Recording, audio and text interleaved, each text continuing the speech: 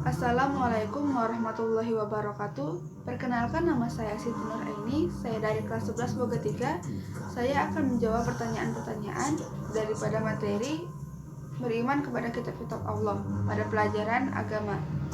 Pertanyaan pertama yaitu kitab-kitab yang wajib diimani apa saja, dan jelaskan secara rinci.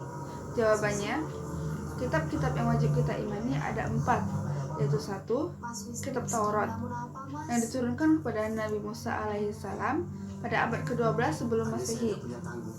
Taurat berasal dari bahasa Ibrani yaitu Tola.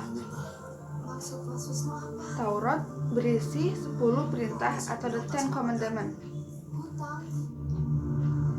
Taurat berisi asas-asas keyakinan atau akidah.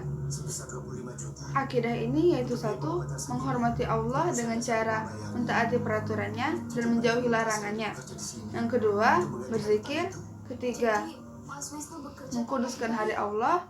Keempat, menghormati kedua orang tua. Kelima, menghindari pembunuhan sesama manusia. Keenam, menghindari perbuatan keji. Ketujuh, menghindari perbuatan mencuri. Kedelapan, menghindari perbuatan bersaksi palsu. Kesembilan, menghindari perbuatan cabul. Yang ke-10, menghindari perbuatan memiliki barang orang lain dengan cara yang tidak halal. Adapun tujuan dan fungsi dari kitab Taurat adalah tujuannya sebagai petunjuk bagi Bani Israel dan Nabi Musa agar beriman kepada Allah Subhanahu wa Ta'ala. Fungsinya ialah 1. Untuk meyakinkan Bani Israel bahwa Allah itu ada dan Maha Esa. Kedua, agar manusia menyembah Allah Subhanahu wa Ta'ala saja. Yang ketiga, agar manusia berbuat baik kepada ibu dan bapak. Keempat, agar manusia tidak berperilaku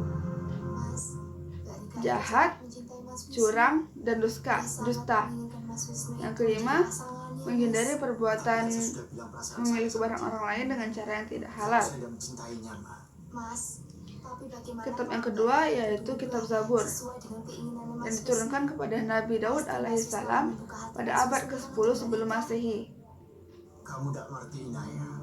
Zabur berasal dari kata Zabaro, Yazburu, Zabrun, yang artinya tulisan. Arti dari kitab Zabur tersendiri ialah kitab tertulis. Isi kitab Zabur ialah 150 nyanyian dan puji-pujian bagi Allah. Di antaranya ada doa, zikir, nasihat, dan hikmah. Tujuan dari kitab Zabur ialah 1. Petunjuk jalan yang lurus. 2.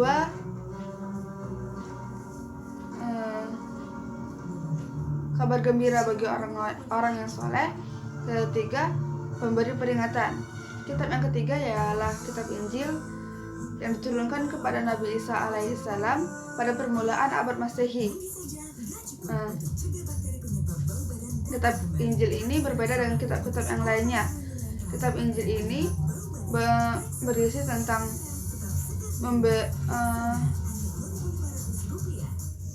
menyuruh manusia agar hidup zuhud atau tidak mementingkan hal-hal duniawi.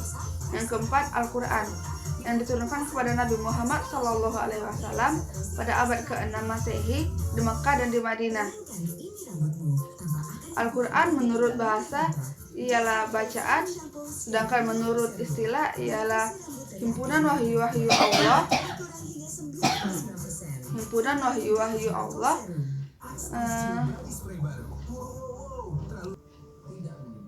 Yang diturunkan kepada Nabi Muhammad SAW sebagai mukjizatnya dan yang membacanya bernilai ibadah. Adapun fungsi dan tujuan dari Al-Quran yaitu tujuannya untuk menuntun manusia ke jalan yang lurus dan benar agar selamat dunia dan akhirat. Fungsinya sebagai pedoman hidup manusia. Isi pokok kandungan di dalam Al-Quran itu yaitu 1. Tauhid. 2. ibadah, ketiga, janji dan ancaman, keempat, hukum dan aturan, kelima, kisah orang terdahulu. Pertanyaan kedua yaitu fungsi dan kedudukan kitab-kitab Allah.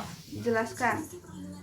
Pada dasarnya, semua kitab suci merupakan mengajarkan ketauhidan kepada Allah Subhanahu wa taala dan merupakan pedoman kehidupan baik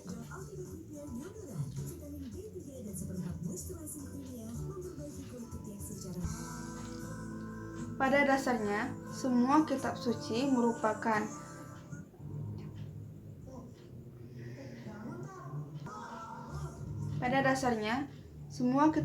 mengajarkan ketauhidan kepada Allah Subhanahu wa taala dan mengajarkan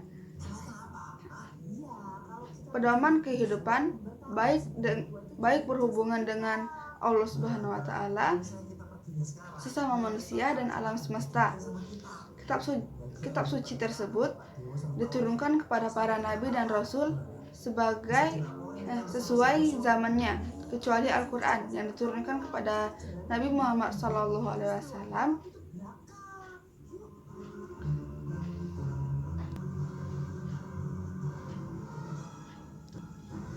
berlaku untuk umat sepanjang masa dan menjadi rahmat bagi seluruh alam.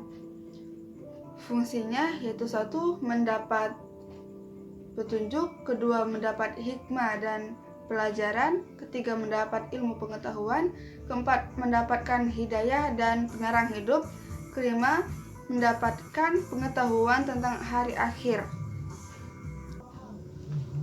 Pertanyaan ketiga, kedudukan Al-Quran dan isi kandungan Al-Quran. Jelaskan. Kedudukan Al-Quran bagi umat muslim adalah kitab suci yang diturunkan oleh Allah Subhanahu wa taala melalui Nabi Muhammad SAW untuk dijadikan sebagai pedoman hidup agar manusia tidak menyimpang ke jalan yang sesat. Sebenarnya kedudukan Al-Quran itu banyak, tapi sebagiannya ada satu, pedoman hidup umat muslim, kedua, membedakan mana yang hak dan mana yang batil, ketiga, sebagai asyifa atau penyembuh, keempat, mukjizat Nabi Muhammad SAW, kelima,